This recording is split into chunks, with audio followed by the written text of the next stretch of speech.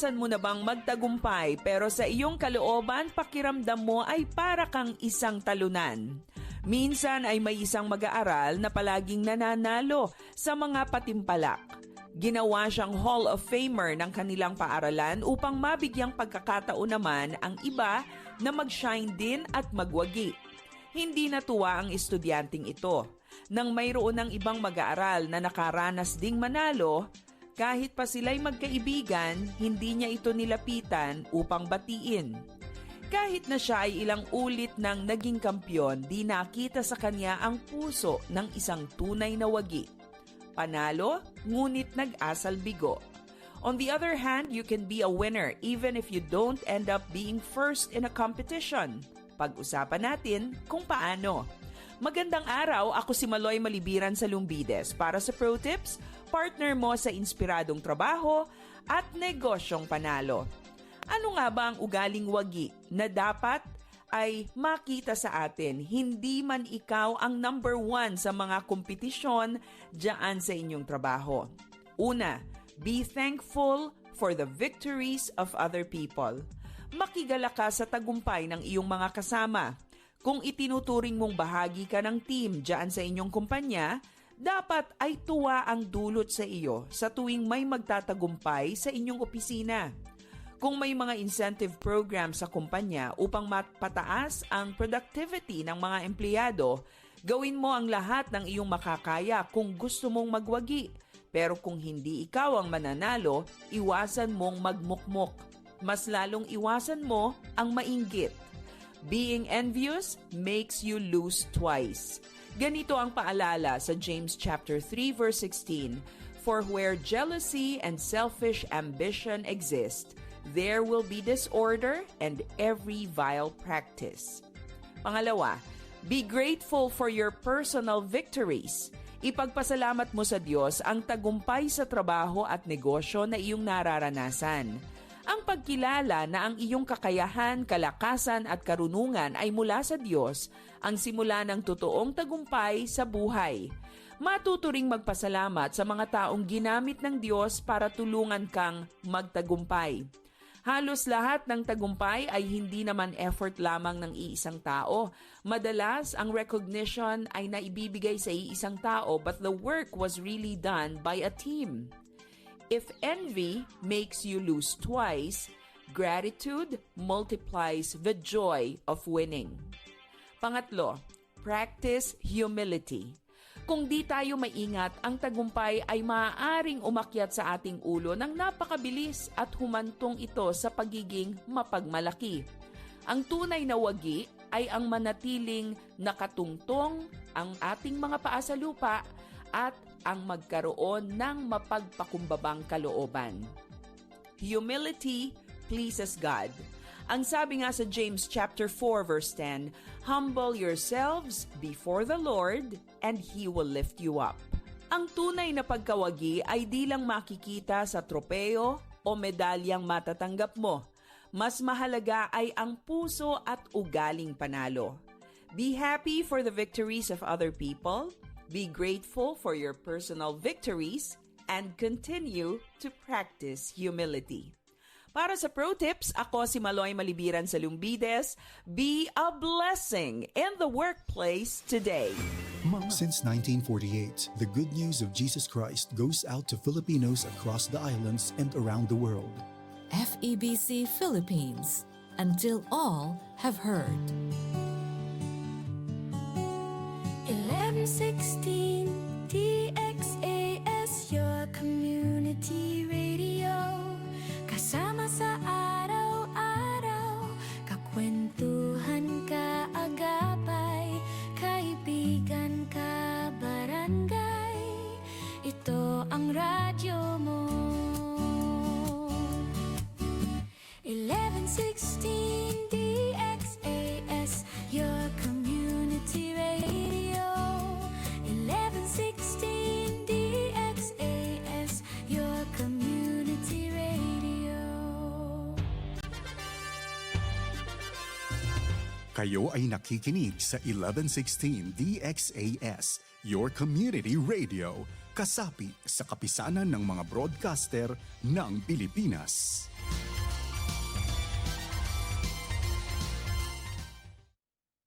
Ang oras sa buong Pilipinas, 5 minuto makalipas ang alas 7 ng umaga.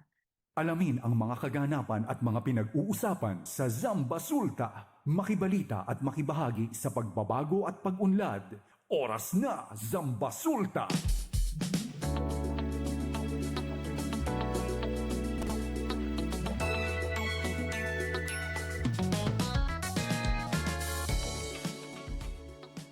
Isang mapagpalang araw sa lahat ng nakikinig sa 1116 DXAS, your community radio.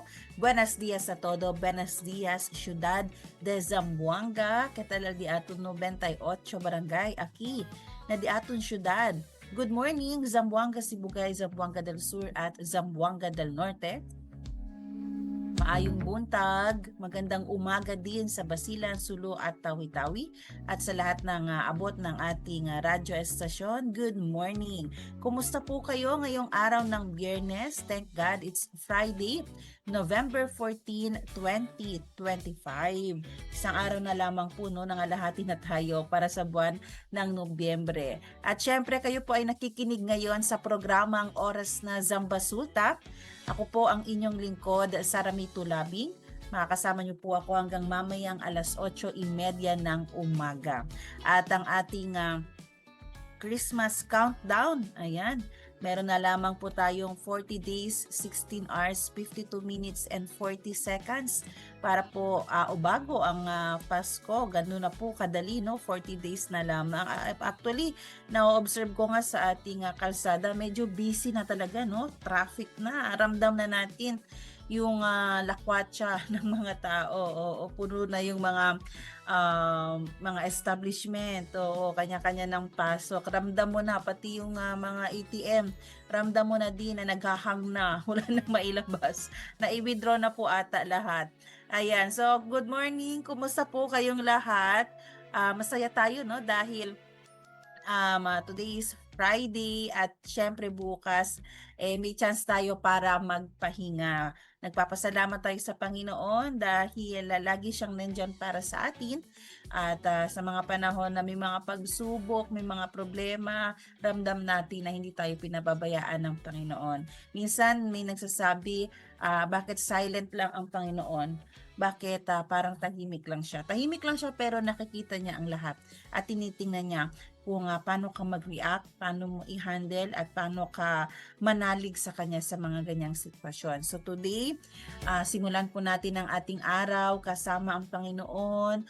Mag-pray po tayo, magpasalamat tayo sa Kanya sa biyaya na kanyang binigay sa atin, 'di ba? Sa pagising niya sa atin ngayong araw na ito kasi pwede namang hindi na sana.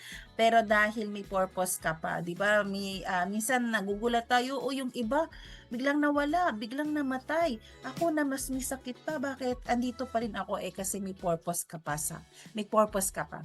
May gusto pa si Lord na ipa-realize sa'yo or may gusto pa siyang gawin ka for His glory. Kaya gawin po natin ang lahat ng ating makakaya to please God, to honor Him, at gawin yung perfect will niya, no? Tayo kumbaga ang katuwang ng Panginoon para isabi or sabihin din, sa iba, no, yung tungkol sa kanyang pag-ibig. I-communicate natin yung love, yung hope ng Panginoon na kung paano natin natanggap yun ay i-share din natin sa iba, lalo na sa ating mga pamilya, sa ating mga anak, sa ating partner.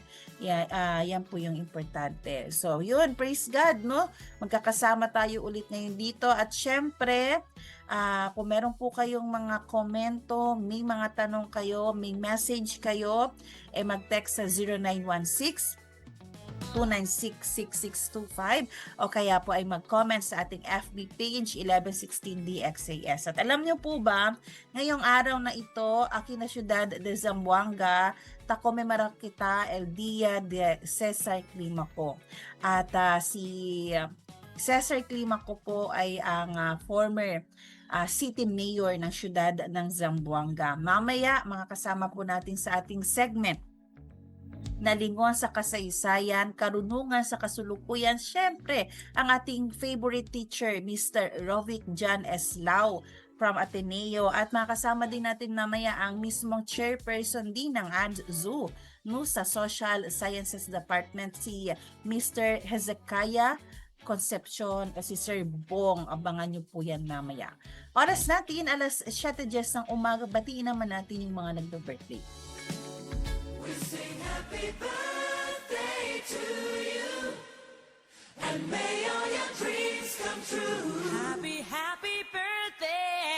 Ayan, November 14. Happy birthday po kay Rona Narciso.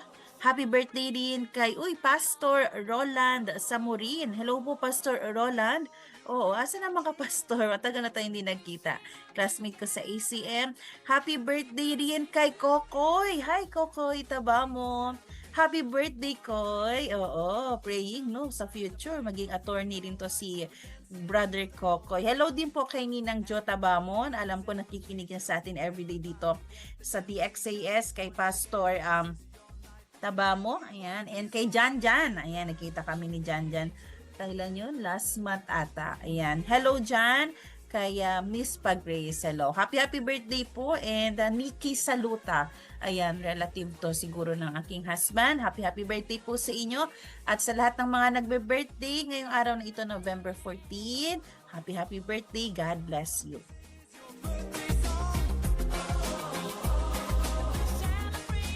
Salita at tanong ngayon.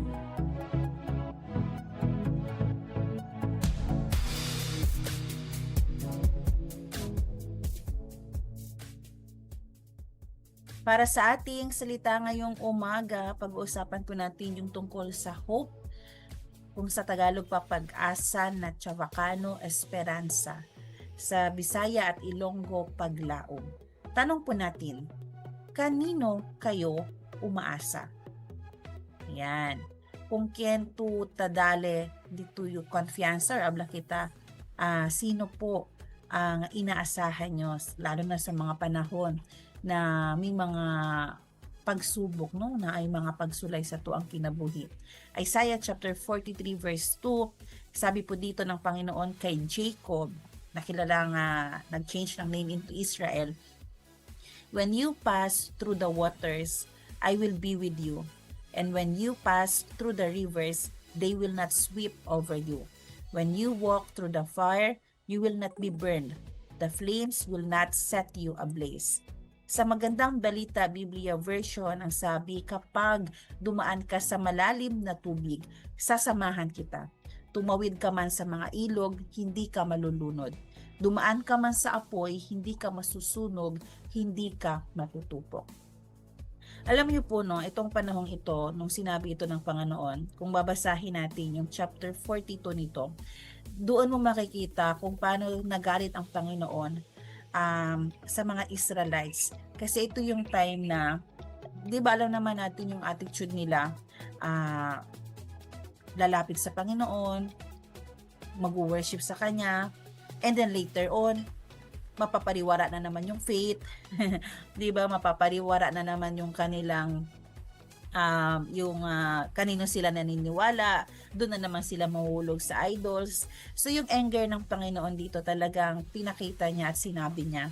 Pero dito kay Jacob, ito yung example na kahit minsan sa buhay natin, matigas ang ating ulo, or kaya may mga problema tayo, yung bang may pinagdadaanan tayo, pero dahil anak tayo ng Panginoon, may promise siya. At yung promise niya na kahit ano pa man mangyari sa iyo, kahit dumaan ka sa malalim na tubig, kahit tumawid ka sa mga ilog, malunod ka, dumaan ka sa apoy, hindi ka pababayaan ng Panginoon. Itong mga sinasabi dito sa verse 2, 'di ba? Ito yung mga lalim ng problema na pinagdadaanan natin minsan. Pwede yung, di ba, lagi natin sinasabi, ito for the whole week din nag-usapan natin, pwede yung problema mo, may biglang nagkasakit sa pamilya mo. Yung anak mo siguro, yung asawa mo, or yung parents mo. pwede din yung biglang bumagsak ang financial income ninyo. O kaya nagkaroon ng issue sa relationship. May nawalan ng trust, may nasirang relasyon. So ito yung mga pinagdadaanan natin na malalim, masakit. Minsan nga dahil dito pati yung emotional natin, yung mental state natin affected. Pero once ikaw ay may relationship sa Panginoon, ikaw ay nag-surrender na ng buhay sa Kanya. Kahit anong pagsubok man ang dumaan sa buhay mo, may pag-asa, may hope. Na-remember ko din yung sa Genesis, di ba nagalitin yun ng Panginoon kasi wicked na ang mundo, yung tao na nakatira sa mundo. Anong ginawa niya nung time ni Noah? Literal na nagpadala siya ng ulan at bumaha to the point na sa buong mundo 8 lang ang naligtas. Pero nagkaroon ng hope nung merong covenant ang Panginoon kay Noah sa family niya na hindi niya nauulitin yung ginawa niya nung time na yun. At yung symbol doon ay yung rainbow. Kaya every time makikita natin yung rainbow, yan yung covenant ng Panginoon. Yung covenant ng Panginoon kay Noah sa earth na hindi niya nauulitin yung ginawa niya. Lagi pong may hope sa Panginoon. Laging meron tayong pag-asa sa Kanya. Na otro gente, tiyan sa pwede di atun hope. No pwede tayo kita dahil todo di atun kumpiyansa kanila. No pwede kita akil di atun esperansa kanila lang. Kahit sa pera. Darating ang araw, kahit pera, kahit marami kang pera, hindi mo magagamit yan. Diba? Sabi nga nila nung nagkaroon din ng earthquake, nung ang lakas ng earthquake, lahat maririnig mo, Lord, Lord, tabangi, Lord, stop. Kasi sa panahon na may problema ka, yun talaga yung itatawagin mo na eh. Sa panahon na literal na may earthquake or kaya may pagbaha, hindi mo naman sabihin, pera, asan ka? Maasa ka. Di ba? Hindi yan nanganapin mo talagang yung soul mo, yung spirit mo, yung heart, yung mind mo, tatawagin ng Panginoon kasi alam niyan na yung pag-asa natin ay nasa Panginoon lang. Kaya sa ating mga tagapakinig ngayon, ano man po ang pinagdadaanan nyo ngayon, laging may pag-asa. At yung mga trials na iyan, that will strengthen your faith. Lalo na yung faith natin dyan sa Panginoon. Kaya, kung i-testing man ng Panginoon ang faith mo ngayon, nire-remind yan na yung hope natin ay nasa Kanya, nasa ating Abba Father, nasa Panginoon ang ating pag-asa. So for today, we challenge you, no, na magpasalamat sa Panginoon dahil meron pa rin tayong mapaghuhugutan ng pag-asa. Hindi yung hopeless na tayo, no? Meron tayong tatakbuhan pa rin. So, give thanks, magpasalamat tayo sa Panginoon, and i-renew natin ang ating hope. Alisin na natin yung mga false hope na kung saan natin nilalagay. Wala sa tao, wala sa kwarta, wala sa trabaho, wala sa inuhang boss, wala sa inuhang work, wala sa kilala mong connection. Ang hope nasa Panginoon. Kaya pumuli, ang ating tanong ngayon, kanino kayo umaasa? Yan po ang ating salita at tanong ngayon. Zambasulta Balita.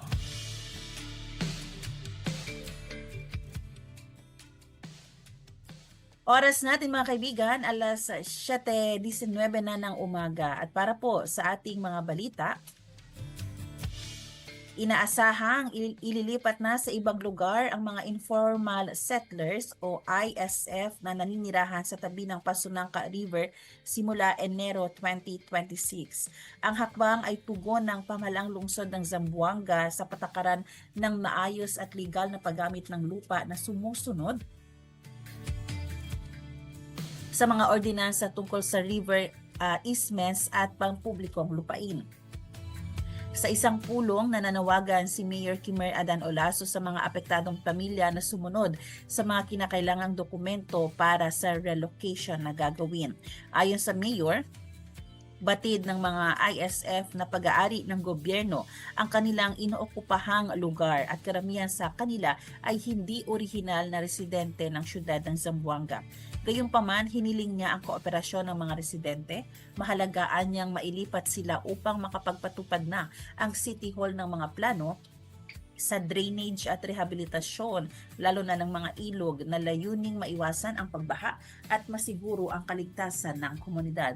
Ayon naman kay Rodrigo Pagotay Sidro, ang chief ng HLMB, sisimulan ang clearing o paglilinis sa mga inokupahang lugar sa buwan nga ng Enero sa susunod na taon. Nagpahayag naman ng suporta ang mga informal settlers sa plano ng kasulukuyang administrasyon. Zambasulta Balita.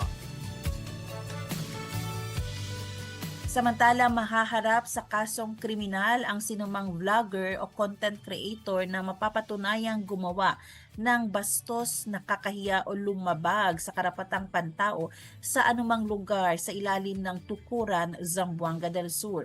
Ito ang mariing babala ni Tukuran Municipal Councilor RG June Quizon.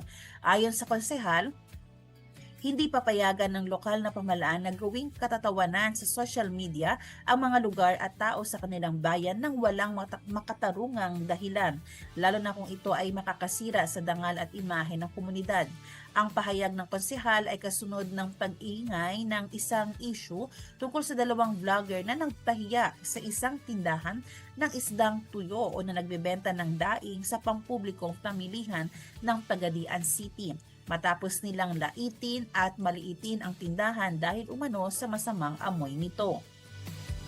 Dahil sa insidente, inihayag ni Quizon na gumawa na siya ng kaukulang ordinansa upang maipatupad ang batas na ito at masiguro na mapanagot ang sinumang lalabag. Sa huli, hiniling niya sa lahat ng content creator na maging responsable at matapat sa kanilang mga ipinopost sa social media upang maiwasan ang posibilidad na sila ay maideklarang persona non grata sa bayan ng Tukuran. Zambasulta Balita. 6 naman na business establishments sa syudad din ng Pagadian ang binisita ng Social Security System o SSS Pagadian Branch upang magsagawa ng Run After Contribution Evaders o RACE operation noong araw ng Martes. Ang mga establishmentong ito ay natuklasang may mga kasong delikwente o nagpabaya sa pag-remit ng contribution ng kanilang mga empleyado sa SSS. Ang kampanya ay bahagi ng patuloy na pagsisikap ng ahensya upang masiguro ang social security coverage ng mga manggagawa at mapalakas ang koleksyon ng SSS alinsunod sa Republic Act 11199 o ang Social Security Act of 2018. Sa ilalim ng batas, ang mga employer na mapapatunayang nabigong magparehistro o mag-remit ng kontribusyon ay maaring maharap sa multa na 5,000 pesos hanggang 20,000 pesos o pagkakakulong mula 6 na taon at 1 araw hanggang 12 taon. Ang operasyon na isinagawa noong Martes ay ang ikalawang araw ng race campaign sa lungsod ng Pagadian. Zambasulta Balita. Nananawagan naman ang Bureau of Jail Management and Penology o BJMP Region 9 sa publiko na magbigay ng konsiderasyon at pangunawa sa pagtanggap sa mga persons deprived of liberty o PDLs na nakalaya na sa komunidad. Ayon sa ahensya, magiging walang saysay ang lahat ng pagsisikap ng gobyerno para sa reforma ng mga PDL kung walang sapat na oportunidad at pagtanggap mula sa komunidad. Samantala, hinikayat ni Jail Superintendent Attorney Masfur Sala, Regional Chief of Directional Staff ng BJMP-9, ang mga lokal na opisyal na magpasa ng mga ordinansa na mahigpit na magbabawal sa mga bisita na magdala ng anumang uri ng kontrabando sa mga pasilidad ng bilangguan. Binigyan din ni Attorney Sala na istrikto ang BJMP sa pagpigil sa anumang kontrabando na makapasok sa alinmang pulungan sa buong Rehiyon 9. Nagpapatakbo ang BJMP ng nasa 20 kulungan sa buong Zamboanga Peninsula na nagbibigay ng komprehensibong serbisyo para sa mga PDL upang ihanda sila bilang produktibong miyembro ng lipunan. Kabilang na dito ang kanilang espiritual na patnubay, pangkabuhayan at pang-edukasyong programa, counseling services at pangangalaga sa kalusugan. Zambasulta Balita. Isang lalaking hawksbill turtle o critically endangered ang natagpuang patay malapit sa pantalan noong November 8, 2025. Ang pawikan na may bigat na 80 kilos at sukat na 45 times 33 centimeters ay natagpuang palutang-lutang sa maritime o ng Maritime Police. Agad itong ipinasa sa DENR Centro Zamboanga City.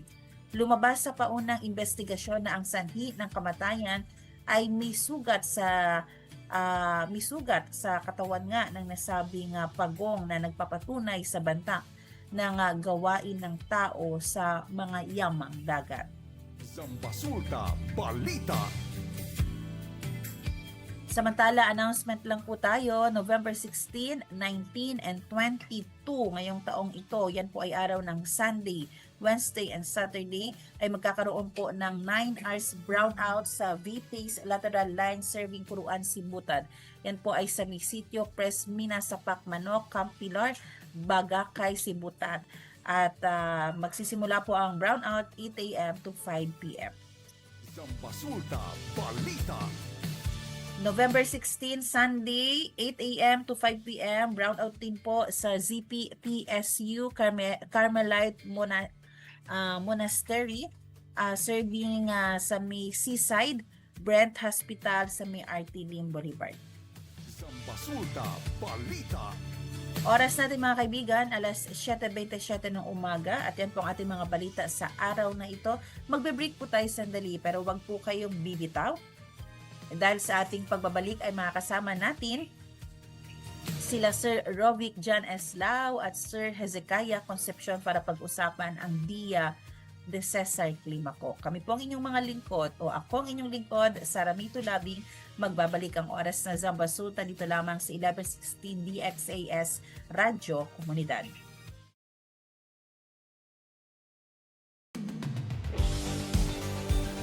Pakinggan ang mga kwento ng nagbagong buhay sa pamamagitan ng mensahe ng pag-asang mula kay Hesukristo. On air, online, at on the ground. Ito ang The FEBC Report.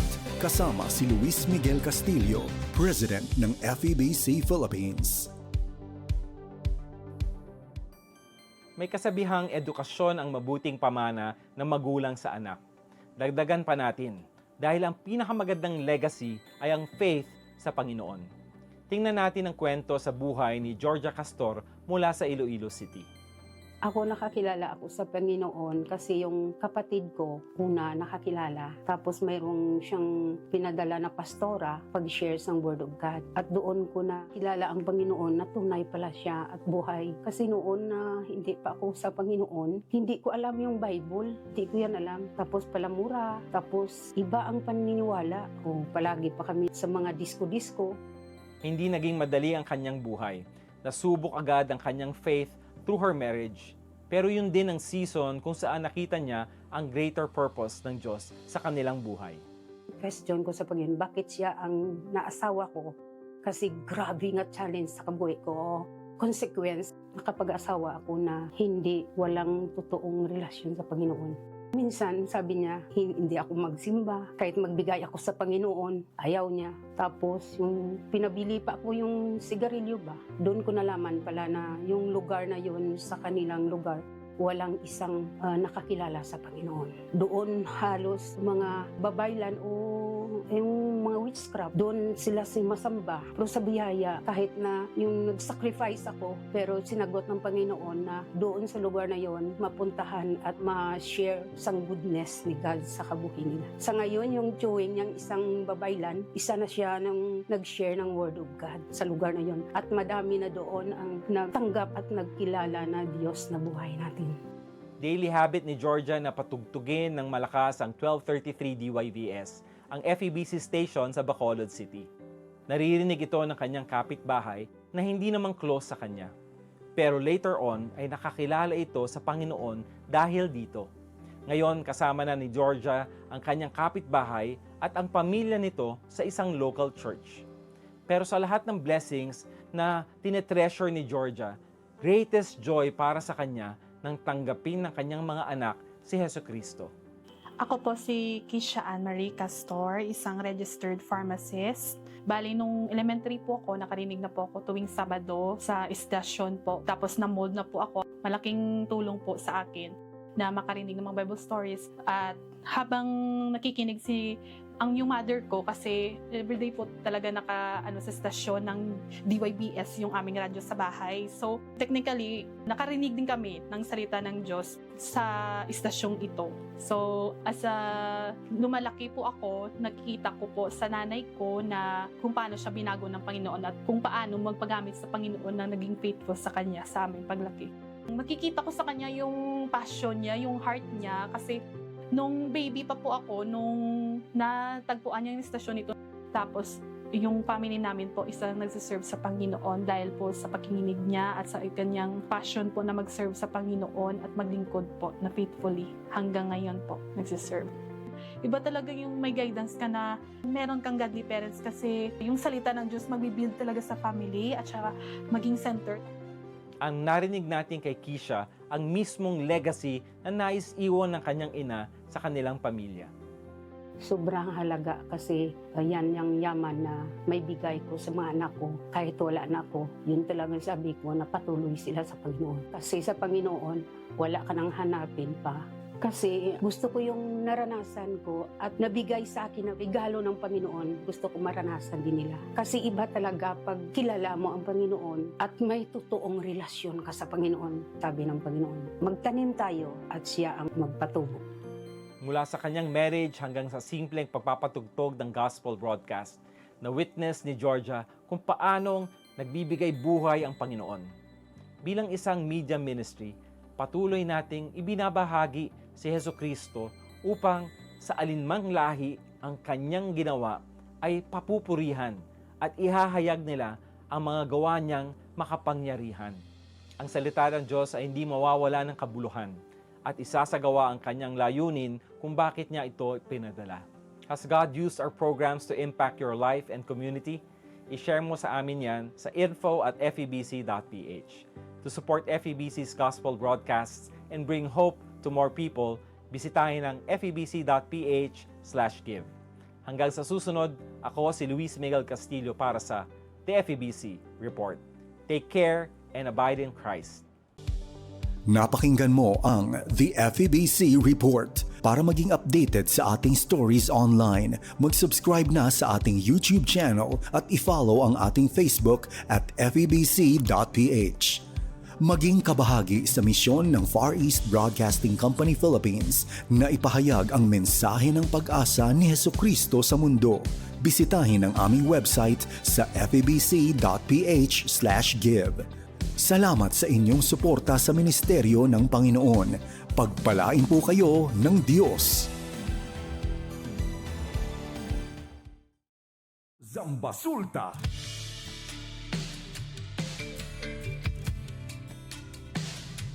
At nagbabalik ang oras na Zambasulta. Kayo pa rin po ay nakikinig sa 1116 DXAS Your Community Radio. Muli ako po ang inyong lingkod, Sara May Tulabing. Ang DXAS ay isa sa mga himpilan ng Far East Broadcasting Company at kasapi sa kapisanan ng mga broadcaster ng Pilipinas. Ang FEBC ay isang non-profit, non-commercial at donor-based radio station. At dahil po sa katapatan ng ating Diyos at sa inyong partnership, tayo ay nagpapatuloy sa paghahatid ng mabuting balita ni Kristo. Inaanyayahan po namin kayong maging bahagi ng ating radio ministry. Pwede nyo pong iscan ang ating QR code o kaya po ay mag-deposit sa ating bank accounts. At para po ma-acknowledge namin ang inyong donation, ay magpadala po kayo ng mensahe sa amin. Muli, maraming salamat sa inyong partnership at God bless. Pag-usapan natin.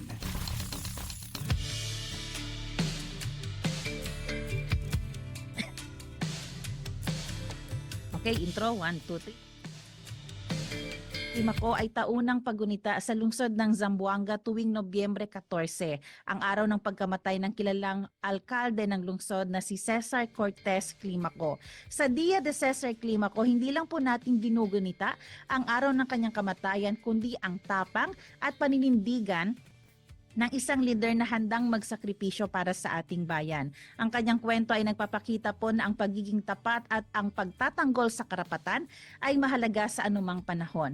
At iyan ang perpektong ugnay sa ating segment ngayon na Lingon sa Kasaysayan, karunungan sa kasalukuyan. Samahan niyo po kaming lingunin ang kasaysayan ni Cesar Climaco at kunin ang karunungan na magagamit natin sa ating kasalukuyan, kung papaano maging matapang sa harap ng katiwalaan at paano ipaglaban ang katotohanan. Narito po mga kasama po natin ngayon ang ating mga guests para pag-usapan ang Dia de Cesar Climaco, Sir Rovic Jan Eslao, instructor ng ADSU SLA Social Sciences Department. Hello, magandang umaga sa ating mga tagapakinig ulit.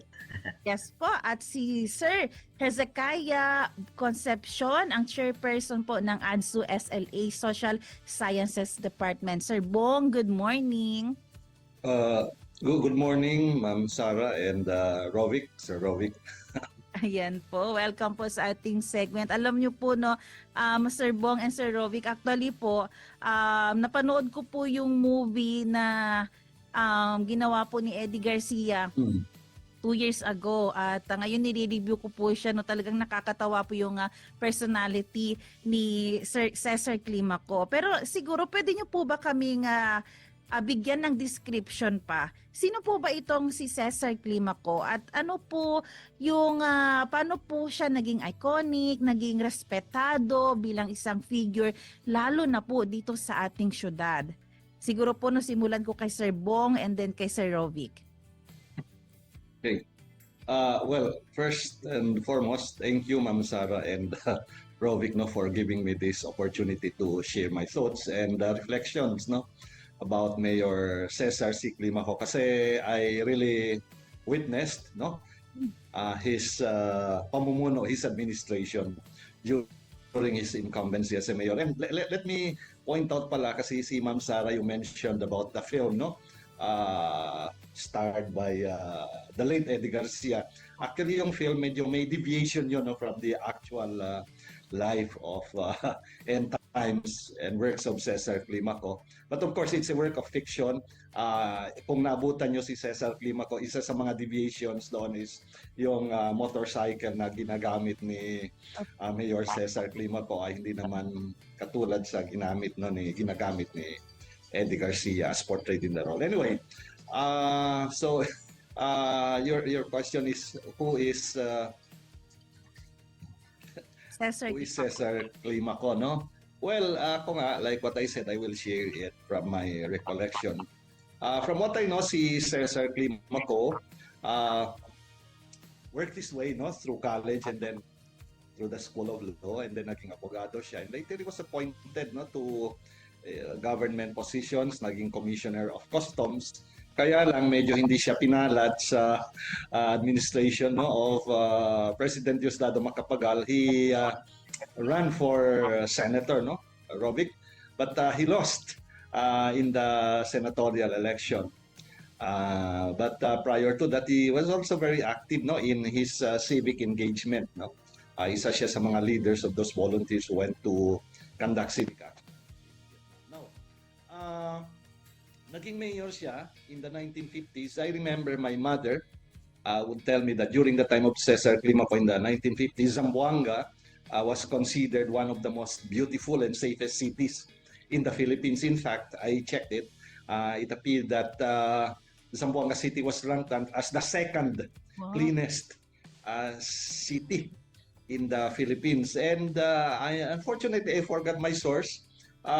One of the reasons why naging sikat ang Zamboanga City, aside from its cleanliness, was because of its cultural and historic sites, and that included the Yellow Beach, where the Ebenezer campus is now located, no? So in his first administration, Climaco was already known for his what you call advocacy of cleanliness, sanitation, beautification, and then clean government. But he was considered very tough, very strict. In fact, I talked to one policeman, no, who happened to, he was asked daw by Cesar Climaco to piggyback him. Kasi babaeng siya baka, no? And according to that policeman whom I talked, he was berated by Mayor Cesar Climaco because he was too slow in moving Cesar Climaco to his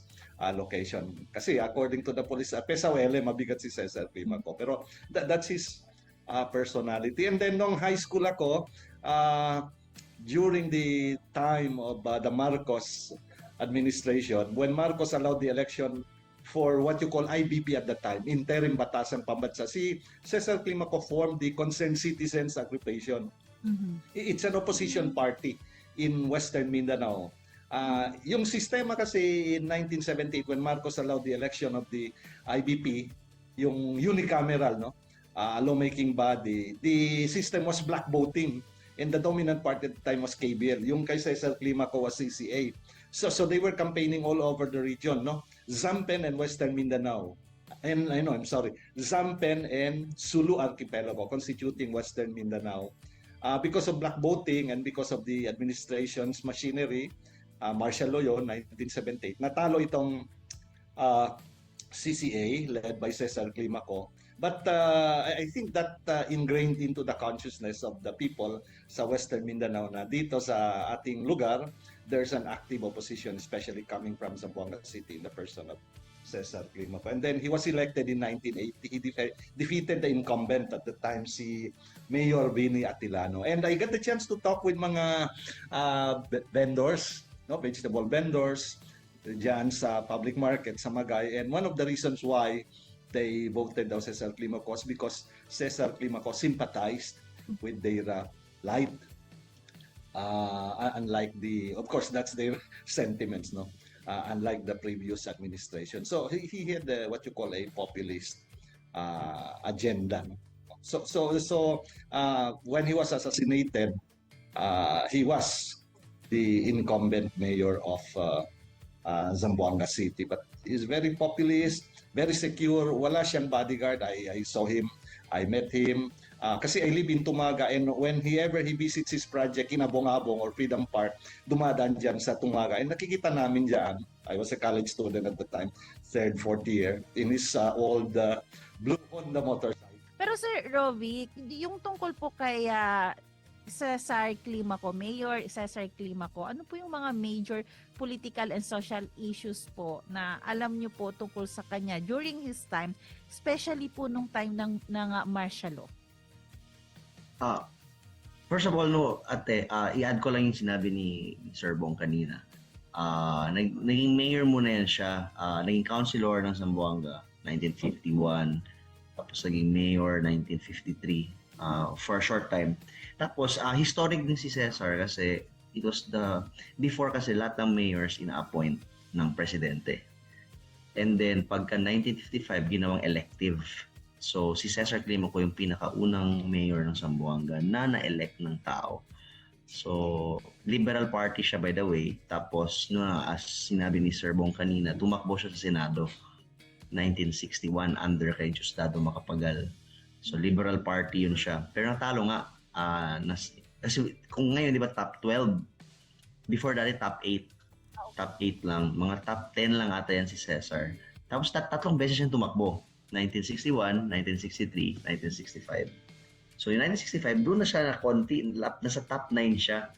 Mga ilang votes lang yung agwat. So, hindi umabot. Kaya, during the time ni Macapagal, in-appoint siya as Commissioner for Customs, in-appoint siya as Presidential Advisor on Community Development, which was the forerunner of NEDA and DILG. So may mga national positions si Cesar.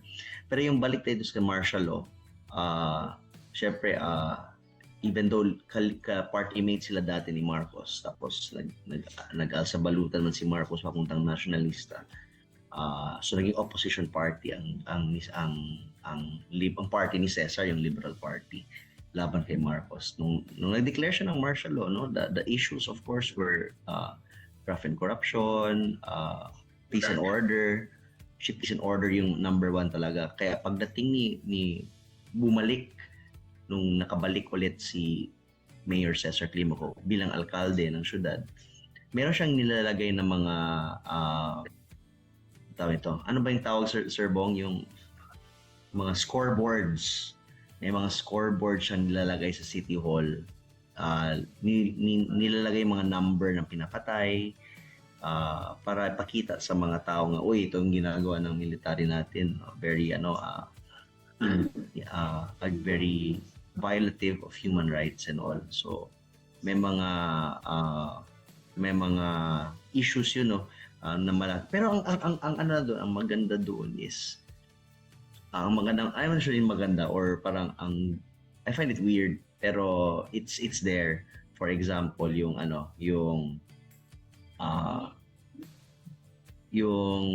friends sila ni Marcos, actually, pinupunta siya ng Malacanang. May photo pa ngayon na they were joking with each other, parang ganun ba? So, may humor naman ito si Cesar. So, I think na-mention, napakita yun dun sa film, no, ni Eddie Garcia. So meron yung naman konting katotohanan doon. Pero yun nga, some films are creative work, no, of art. So not all of it are truth, no, as already mentioned by Sir Bong. So yun, malaking figure si Cesar Climaco sa opposition ni Marcos. I like to add, no, like for example, I have a friend who works at the Salvador Laurel Museum and Library in Batangas. And then we were conversing about Cesar Climaco kasi on his work, on his study about Doy Laurel, who is the head opposition against Marcos, and eventually, diba, si Doy Laurel naging vice ni Cory Aquino nung snap elections. Sabi nga ng friend ko nga, si Cesar Climaco daw nag-pressure sa kanda Doy Laurel na gumawa ng UNIDO. Kasi ano pa daw ang use ng opposition kung hindi pa So parang ganoon ba? May malakas na voice si Cesar Climaco sa opposition against Marcos. So parang kung makikita mo bilang isang Sambuangueño, syempre ma-proud ka kay isang Sambuangueño ang isa sa mga force during this time. So yun po, Ate Sara, I mean ang maka-proud bilang isang Sambuangueño. At kay Sir Bong, pwede nyo rin po ba kaming balikan doon sa nangyari sa kanya nung November 14, 1984, yung time po ng kanyang assassination? Ano po ba ang naging impact nun, lalo na po sa atin dito sa Zamboanga at sa buong bansa po? Yeah, okay. Well, yung November 14, I remember, 1984, I was a fourth-year college student dito sa ADSU. And at the time, si Cesar Climaco was already, aside from being a mayor, he was also elected kasi in 1982 yata, in the 84, sir. The same year. Yeah, March, I remember. March 1984, he was elected as a member of the regular assemblyman of the regular Batasang Pambansa, and he defeated the other equally known candidate, si Ma'am Kaling, Maria Clara Lobregat, and then the official candidate at that time was Joaquin Enriquez. Assemblyman Joaquin Enriquez Jr., the KBL candidate. Si Ma'am Kaling, by the way, ran as independent, and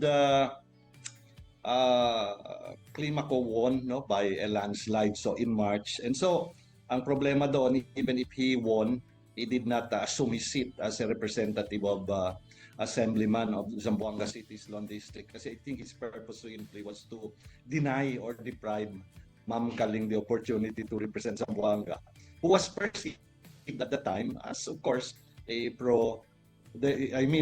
in the 80s, Ma'am Sara, I think you were not yet born when Robic, ang uso doon noon was disco, no?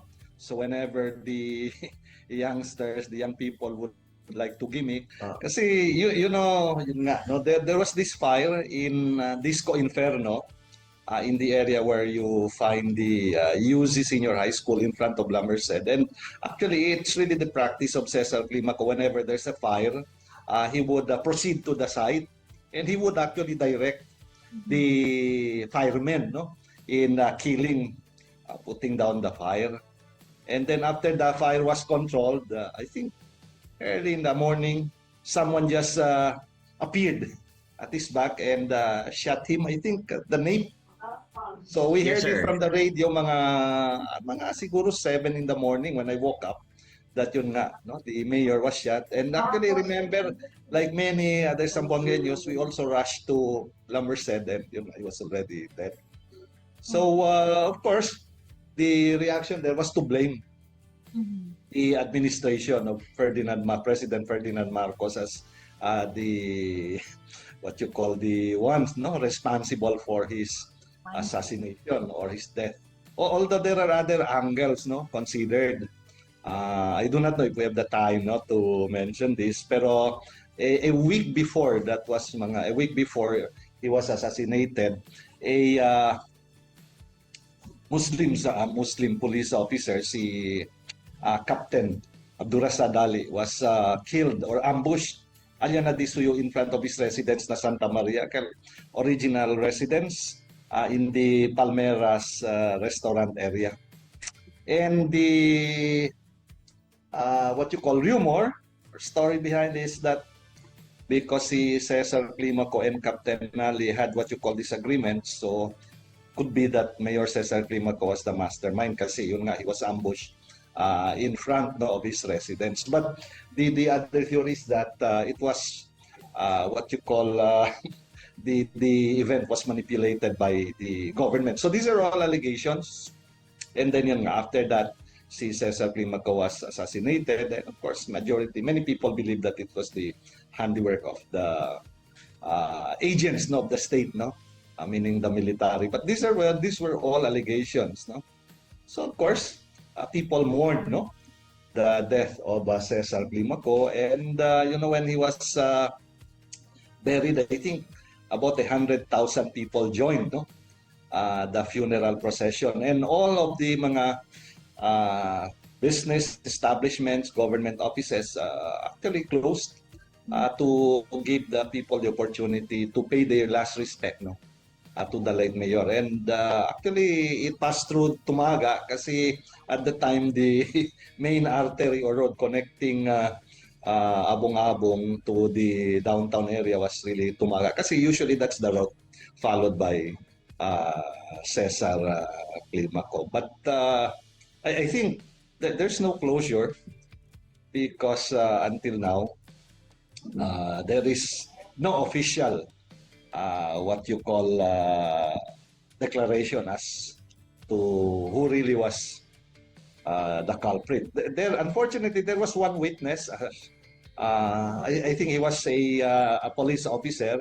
He was near Cesar Climaco in the site when he was assassinated. I think he was surnamed Arquiza. Unfortunately, Arquiza, the police officer Arquiza, was also killed, I think a few months after the death of Cesar Climaco.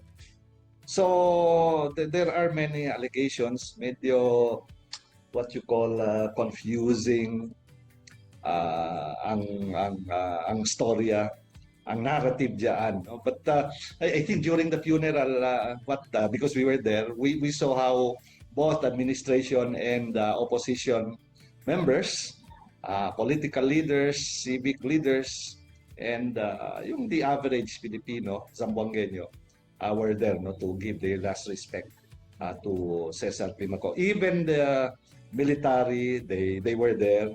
They attended. They saw to it that the funeral would go on safely and smoothly. So it's, for me, it's like a once in a lifetime experience. And let me just add kasi, like Robic said, no, si Cesar Climaco was really a what you call a courageous, no, voice during martial law in Zamboanga. And I think as a student, I remember when Ninoy Aquino was assassinated in 1983, si Mayor Cesar Climaco was also responsible for galvanizing the sentiments of the students in condemning the assassination of Ninoy Aquino. In fact, before he died, si Cesar Climaco had this building or structure constructed in Abong-Abong. I do not know if it's still there, and there was this, I do not know if it is a sculpture or like a painting there,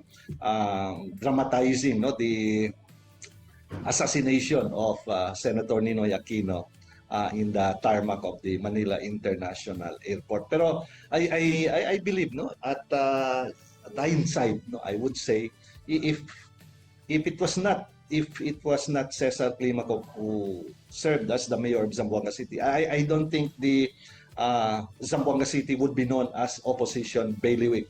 So kung titingnan natin yung role sa local context, as the leadership and persona of Cesar Climaco was really instrumental in galvanizing the opposition of the people of Zamboanga against the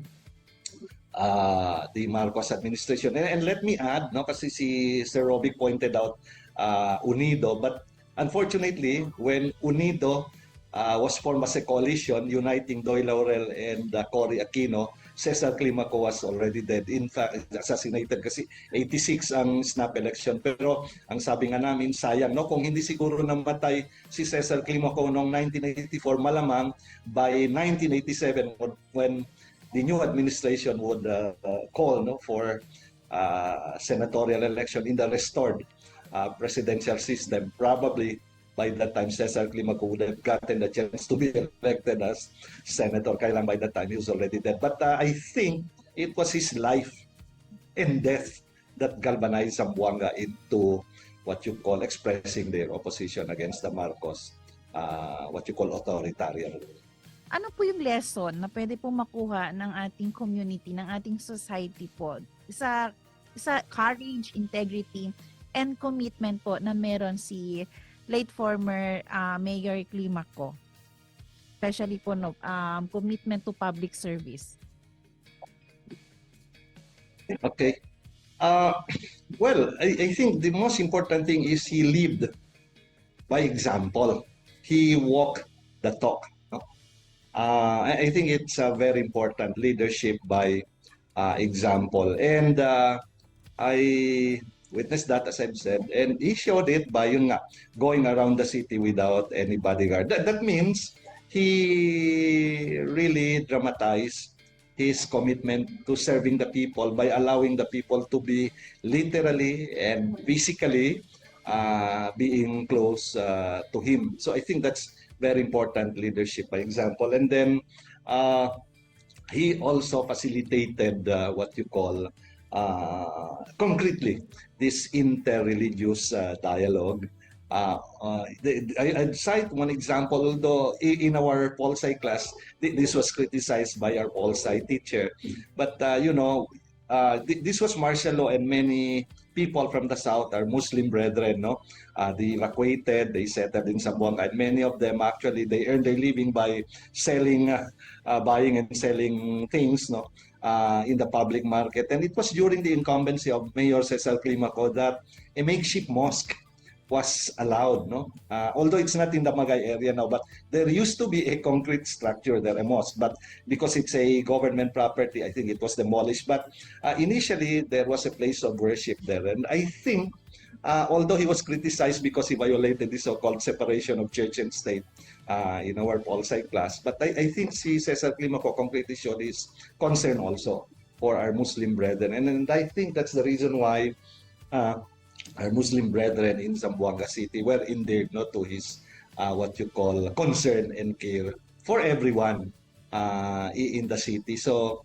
that's a very concrete example, So I think the third is what you said, the courage. I think he was very courageous to the point that he was willing to speak out the truth, although sometimes with humor. But I remember I think in front of the City Hall, si Cesar Climaco erected a what you call like a bulletin board, a big board there. Yung scoreboard, sir. Is scoreboard where every day the number of what you call crimes, including those who were murdered, are tallied in that board. I think it's intended to make people know of the situation, and I think the purpose there is to ingrain into the consciousness of the people that public accountability includes the administration of law, order, peace, and security. And ironically, si Cesar Climaco would become one of those tallies or figures in that scoreboard or bulletin board. So I think the point there is that while martial law was intended to bring law and order, it also created some chaos and disorder, resulting in the deaths of many innocent people. And I think his advocacy for respect for human life is a gospel value that we should really promote and practice. I think I love this gospel passage, where it says, "I came, that you might have life in all its fullness." And I believe that as Christians, it's important for us to emphasize that to enjoy fullness of life, one does not have to die first, to go to paradise to enjoy fullness of life. Here on earth, I think it's very important that we uphold human rights to allow our fellow citizens to enjoy fullness of life in the context of Christian gospel, or values. And yun ang nakita ko kay Cesar Climaco. There were threats, there were challenges, even to his life, pero he pursued this advocacy, this commitment as a public official. Kay Sir Rovic naman. Sir Rovic, isingit ko lang po tong tanong na ito. May nakita na po ba tayo na katulad ni Cesar Climaco sa panahong ito? Or may nabuti? Oh, that's a good question. I'd like to add earlier, before I answer that question, yung sabi ni Sir Bong, if Cesar Climaco would have been alive was not assassinated in 1984. During the snap elections, he could run for the Senate in 1987.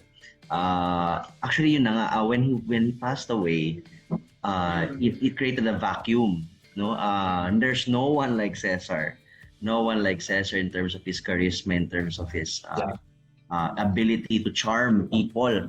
Because after him, his vice mayor, later the father of our previous mayor, Manny Dalipe, was closely associated with the Marcoses. So when Cory Aquino took power during the People Power Revolution, since he's associated with Marcos, Dalipe was ousted, and they would be replaced. This is not only for Zamboanga, but for almost all LGUs as part of the reconstruction, or what they call the demarcosifying the government.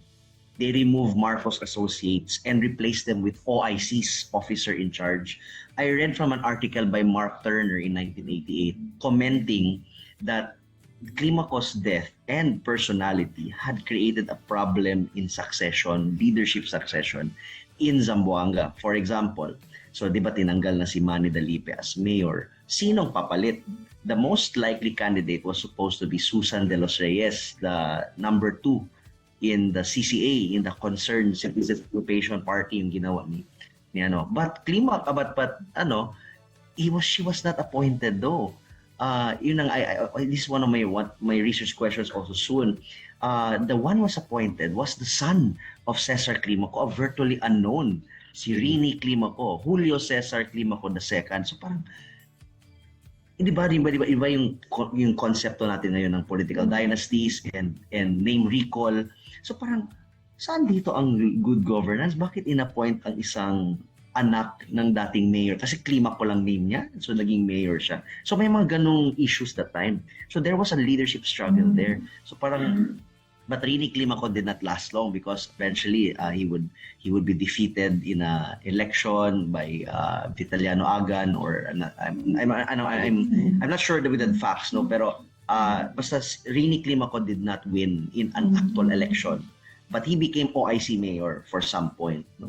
So parang, again, going back to your question, if there's a politician as same as Cesar, I believe there would no, Cesar Climaco would be a separate category at some point, unless someone who can handle national. Although there might be some, no, pero Cesar Climaco is also can be a national figure. I would like to elevate him as a figure in the national scene. So far, no other Zamboangueño politician had ever reached that national limelight. No, except Artie Lim, of course, that's another one because he's the only senator from Zamboanga. Pero from a national perspective, parang wala pang same kay Cesar. So, I mean, each mayor naman or each leaders have their own, have their own brand of leadership. Pero with Cesar kasi, yun na nga, down to earth, may alala ko pa nga, may ano pa yun siya, di ba? May famous song pa yun siya, I see Cesar. Oh, mas marami pa yung version, no? Maskin 60 pero sexy. Si Cesar. So he had some humor with it. So I would like to point that out, no. Yun, but as an advocate of for public service, there's no other Zamboangueño so far public servant that can match the energy of Cesar Climaco. Paano po pala siya related, Sir Rovi, kay former Mayor Beng Climaco? Si Beng is the niece of Cesar. So anak siya ni Sir Bong, I hope you can help me here. I don't know, I forget I think Jose Climaco ata, the former vice mayor, ang papa ni Beng. Tama ba, sir? Yeah. The father is Jolly Climaco. Tama yon, Jose. Pero ang nickname niya ng daddy ni Beng is Jolly Climaco. Pero yon nga. He was not as charismatic as Cesar. Ayan po. Sige po. Ito po, no, napag-usapan na po natin yung anong lesson, anong dapat Christian values na makuha natin doon. Ano naman po kaya ang pwedeng gawin ng ating ating community, mga meaningful activities po na pwedeng gawin ng ating community, especially ngayong araw na ito? I'll start. In the case of activities, no, like in our history club, we had recently joined last night's candle lighting and wreath laying at his assassination site doon saan siya pinatay? Doon sa harap ng La Merced sa Governor Alvarez Street, no? Yes, andun lang nakaano yung mayroong I'm also kasi a member of JCI Zamboanga. So si Cesar Climaco was one of our local presidents. He served as our local president. As mentioned earlier by Sir Bong, no, he went to Vietnam. He led a relief operation to the Vietnam War. So yun yung parang main projects ng JCI. So where Cesar Climaco was known for. So last night we were there. We did candle lighting. Tapos I believe this morning we will be at the Abong-Abong to lay a wreath on his tombstone, no, on his tomb, no, at Abong-Abong saan siya nilibing. So meron na po doon kasi Museo Integridad. I'm unsure if meron na siyang laman, pero it's under the local government. So it's an extension of the Museum of Zamboanga in Pasunanca. Apparently, hopefully, no, we will go there and we will check ano yung laman nun. But I remember from the program, there will be a photo exhibit of Cesar Climaco organized by the El Museo de Zamboanga. So as in activity siguro, community, visit his tomb in Abong-Abong. You can also check out his assassination site in Governor Alvarez. Apparently, there's a marker there along the road, no? JCI Zamboanga laid that marker. Tapos yun nga, that's where we do our vigil. Tapos let's talk more about Cesar Climaco and who he is, especially to our young people who are, I'm sure, unaware that this guy exists. So eventually yun yung ano natin. So I like to go to Sir Bong. Let's ask him also.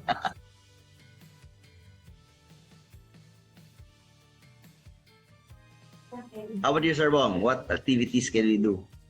I'm sure in the classroom, that's where we put ourselves in the position of a teacher as well. So we can discuss Quezon Klima ko more on our discussions as a subject in local history and Philippine history. So yun, hopefully that's what we're doing here in the School of Liberal Arts. No, kahit po sana sa DepEd, no, gawin din po yan, Sir Rovic, no? Especially on Friday, magkaroon ng special. Actually, I like to credit my teacher. I forgot her name. I think si Ma'am Carlili Adalia, my grade 5 teacher. I think she's the first one to introduce to me Cesar Climaco. Like, she just showed a photo of Cesar Climaco, yung ano niya, yung buhok niya and all. Like, Chinigali ansina. Chinigali kita ansina gente aquí na Zamboanga. So, I credit actually that teacher of mine. At least at some point. I grew up in a private school though. I'm not sure with the other public schools, no. Pero I'm grateful for that experience. Na even though we're a small school, no, but we still talk about local history. Ayaw po kasi natin siguro, kaya natin to every year, no, especially dito sa ating program, every year, I think, dinidiscuss natin, gusto nating maalala yung life ni Cesar Climaco. Kasi sabi nyo nga po kanina, Sir Rovic, wala pa tayong, especially kayo, wala pa kayong nakita na may replica niya. At yun sana yung desire natin. Yun yung mga kind of leader, tama po ba, Sir Rovic, na hinahanap natin, na gusto natin yung matapang, may malasakit sa tao, at yung makamasa, at yung ipaglalaban talaga, kung lalo na pagdating sa peace and order, di ba, Sir Rovic? Yes. I would believe the same thing, no, that kailangan nga na natin ng isang leader katulad ni Cesar Climaco. Pero ang problema nga lang is paano natin ma-replicate yan or makita sa ibang politician kung hindi natin pag-usapan si Cesar Climaco at anong ginawa niya. So meron na bang studies about Cesar Climaco? Ano yung mga works niya, ano yung mga words niya? For example, ako research ko lang yung mga speeches ni Cesar. Tapos I think 2 years ago, the university partnered with Fundación Climaco, showcasing his letters, telegram letters, no? So parang we should let the people know more of this kasi how will now paano din i-replicate yung character ni Climaco or yung kanyang leadership if we don't know what his leadership was, what kind of leader he was. So ito naman, we're just conversing with Sir Bong earlier, no, like these are his experiences, pero at pointing them as a philosophy, as a political philosophy. Actually yung downside lang with Cesar, no, although I'm not here to put him down, pero I just want to humanize the person. He's also had flaws, no. Yeah, he is tough, he is brave, he is the central figure. Pero nangyari was, it's a personality-based politics. So when he died, wala na din hindi pumasa sa iba ang kanyang mga principles or values. So I mean, that's the sad state of Philippine politics. We're really personality-based. Kaya no one no one tried to replicate him because we're putting him in a pedestal and all. Pero sana yung natin is value-based tayo. So meron tayong platform-based. So rather than on the person, which sadly, no, I will not sugarcoat this. That's really what's happening right now in Zamboanga. Also in other cities and in the entire general population. So we're hooked up in personalities. So parang from my point of view as a social studies teacher, is let's go away with personality politics and focus on platform based, because that will if we're a politics based on platforms, then the values that we hold on dear to will continue, and meron siyang kaya yun yung problema, walang there's nothing like, or no politician yet have reached the level of Cesar. Because nga, hindi napasa yung yung kanyang mga mga pinaglaban or values. So, kailangan natin yung siya i-strengthen. Kaya nga, for me, let's reform our politics, our political party system. Yung concern, yung party niya, concerned citizen occupation, nawala na yun eh. Parang on and off siya recently. So, that will tell you alone na, yun na, sayang. Sayang yung mga pinaglaban niya. Kasi nga, nawala siya because of the kind of politics that he has. Parang ano din po, Sir Rovig, no, importante yung parang sa church setup, may discipleship na gagawin. Para ano? Exactly. Yun na nga. Yun yung, we were talking with my friends actually of that. So, walang disciple. Ayun, meron siguro disciple, meron siguro mga, group of people na, pero wala ata siya na disciple na, ipasa ang kanyang mga, kasi wala eh. I mean, if there was one, we could have that person already as our mayor. It's more like parang, no one was able to replicate what he had done. Dynasty ang nangyayari. Exactly. Yeah, that's the downside of that, no? So, kaya nga, because that's how our politics are designed. So, yung napapasa-pasa is through the family. Because we are a family-oriented society. So labas din yun. I mean, let's not fault all of us, in the sense na kasalanan ng voters bakit pinipili pa rin mga dynasties. Because first of all, walang other choice. Or second, it's because the family brand is strong. And we're a family-oriented society. Unlike in America, kasi in America, they would always, di ba, parang kino-compare ang US pag ang US. Sa US kasi, very individual society sila. But Filipinos kasi, we're really family-oriented. We are relational, no? So, kaya, patok yung kay Cesar kasi relational siya. He was able to, to really capture the imagination of his constituents. So, that's why actually yun na nga, nung 1986 snap elections, after his death, we voted for Cory and Doy. We're the only ones in the Zamboanga Peninsula that we voted for Cory and Doy, not for Marcos. Although majority, let me clarify that. For going back, yun na nga, good thing you mentioned discipleship. Yun na nga, we were talking about my Christian friends, my brothers. But maybe that's what we need right now. Kayong mga, like Vico Soto, for example, parang yun yung parang palagi namin pinag-uusapan. So, how can Vico Soto replicate his success? He should disciple others. He should find someone that can carry on. Kasi yun yung parang, yan yung kulang. No? So, parang tama talagang models ni Christ.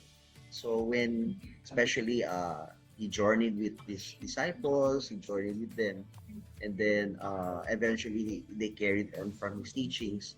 So, good thing you mentioned that, Ate Sarah, no? The discipleship factor is crucial, no? Especially in politics. So unless the person or the politician is, let's say, corrupt or bad, so when he touches or he or she touches others, disciple din, so corrupt din. So kailangan talagang we start with discipleship with the right intentions, of course, with the right answers, with the right teachings. Of course, God willing, no, we can have someone from our faith, no, leading the charge, no, that is a discipler, and as a disciple. Also, kasi sa church din namin, no, where we're discussing it, how to be a youth leader. So dapat discipline ka, dapat servant leader ka, dapat disciple ka din. So parang kailangan siyang i-emphasize ulit bilang isang Christian as what modeled by Christ in the Great Commission. Pwede maipagpatuloy yung advocacy po ni Cesar Climaco, especially yung tungkol honesty, public accountability, and the city. Lalo na po as a Christian, paano po natin to gagawin? Well, I think since most of our young people are what you call studying, I think the initiative should also come from the academe. So like in the case of Ateneo de Zamboanga, we have a course, a subject actually called his school, La Historia y Cultura de Zamboanga. But we do not only talk about culture, we promote civic, what you call oriented activities, and that includes what you call teaching young people in the subject about the life, works, and times of Cesar Climaco, and this is what you call tempered with Ignatian values. So we present Cesar Climaco as a person who is selfless and willing to give his life, and share his life in defense of other people's rights, serving others, which is a Christ-like value. And then, of course, this is complemented by off-campus activities, which Rovic mentioned through his organization. So I think the educational sector plays a very important role. And then the small practical things, I remember when I started hearing about Cesar Climaco from my mother, who happened to be a public school teacher. She taught me that Cesar Climaco was very strict in terms of cleanliness, beautification, orderliness. So these are simple things and values that probably we can actually ingrain into our young people. And we start it with the parents in their homes, in their residence. Make sure even if our children today, our students today are very busy with their extracurricular activities, we should, I think, make time to teach our children, our young people, to ensure that our surroundings, our residents are also clean and orderly. No?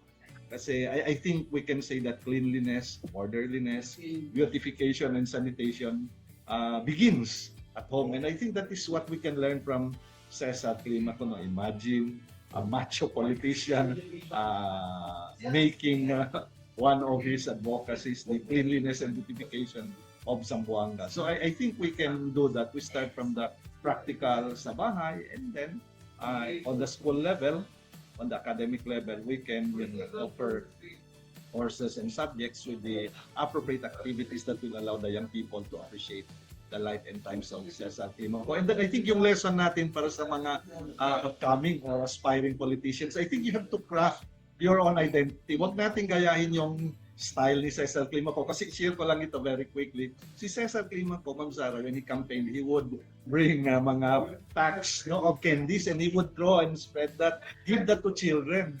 He did not give money to voters to get him elected. Namimingay siya ng candy. So, dapat hindi yan gayahin ng mga kandidato ngayon, kasi yung style na yan is identified and associated with Cesar Climaco. Kasi si Cesar Climaco is a unique person by himself. He has his own charisma. Finally, mayroon siyang isang anecdote sa Tumaga, kasi I come from Tumaga. During the election time, he passed by a group of people, mga tambay, umiinom yan, and they asked money from Cesar Climaco, and Cesar Climaco told them, instead of drinking and spending, wasting your time drinking, you don't have money to buy wine or tuba or beer, you find decent jobs. Pero at the end, binigyan sila ni Cesar Climaco ng 10 pesos. No? Lo and behold, during election time, election night, nung nagkukwenta na ng boto, si Cesar Climaco won by a landslide in Tumaga. Whereas the other candidates, the moneyed ones, actually I remember, of course, hindi naman ito vote buying, pero I remember one of the richest candidates in Zamboanga City, that candidate would give money as cash gifts to public school teachers, and yet majority of the public school teachers and students voted for Cesar Climaco. So si Cesar Climaco has his own identity, his brand, he had his own style of campaigning. So, ang example dyan, you craft your own identity and brand, but at the same time, you strengthen, you reinforce this with actual action, showing love, concern as a public servant in the community. Yan na po, Ma'am Sarah. Thank you very much. Yeah, actually, going back, sige, yes, Ate Sarah, ang sa akin naman is, sige naman kay Sir Bong, actually, yun naman ginagawa natin so far. Kaya nga, we're inviting the community to remember, to not stop reading, not stop knowing more about our history, ating kasaysayan, kasi nga bilang isang mamamayang naninirahan at at nagtatrabaho, nag-aaral sa Zamboanga, dapat alam natin ang mga ganitong pangyayari. Kasi again, history can help us or teach us what to do for the future. So, I think doon ako, Ate Sarah, So, for Dia de Cesar, again, ngayon po yung death anniversary niya, 41st death anniversary ni Cesar Climaco. At kung gusto nyong bumisita sa kanyang, actually may statue pa nga siya, may statue at puntod doon sa Abong-Abong. We're inviting you to visit it, and then of course to remember the memory of Cesar Climaco. Ayan. At doon po sa mga nakaabot kay Mayor Cesar Climaco, wag po natin siya kalimutan. Para po tumatak sa ating ginawa niya, maituro po natin ito sa ating next generation. At sa mga bagong henerasyon ngayon, kilalanin po natin sino tong iconic na tao na ito. Dahil alam niyo po, naging asset, naging kilala po siya. For sure hanggang ngayon, ang ating presidente ay Marcos din. For sure, kilala yan siya. Na-mention yan for sure. So, hopefully, sabi nga ni Sir Bong kanina, own identity, kailangan natin yan. At sa ating mga new generation, yun po ang i-establish nyo. Sir Rovic, Sir Bong, maraming salamat po sa inyong time and effort dito.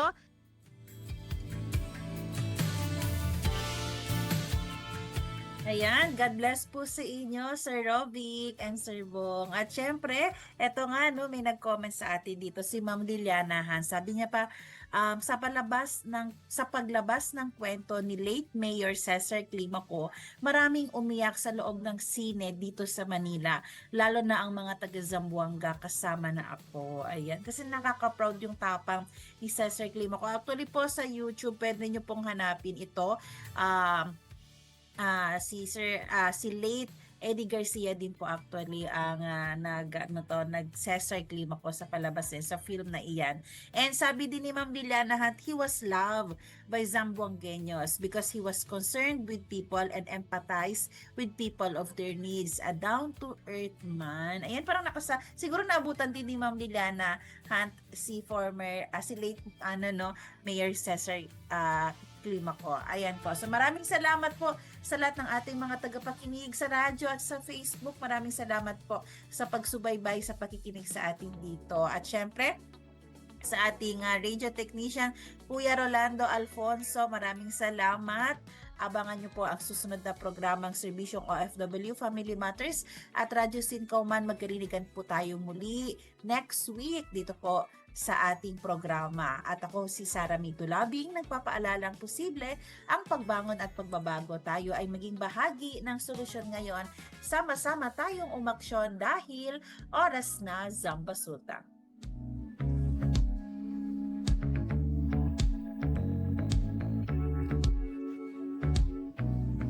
Inyong napakinggan ang programang Oras na Zambasulta. Para sa mga komento, mensahe o suhestyon, tumawag o mag-text sa 0916-296-6625 o sa 0998-844-1410. Since 1948, the good news of Jesus Christ goes out to Filipinos across the islands and around the world.